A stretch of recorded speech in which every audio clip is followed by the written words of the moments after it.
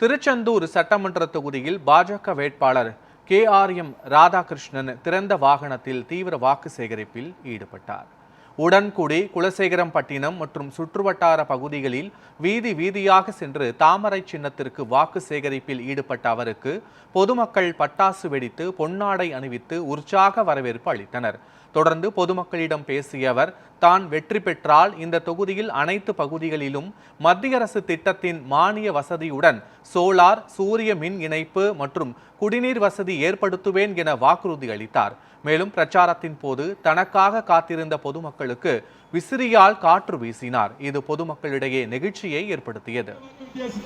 வெற்றி பெற வைக்க வேண்டும். உங்க வீட்டு பிள்ளை அண்ணனை பார்க்கலாம், எப்ப பார்க்கலாம். முன்னாள் எம்எல்ஏ எல்லாம் பார்க்கலாம். 20 வாய்ப்புகள் வணக்கம்.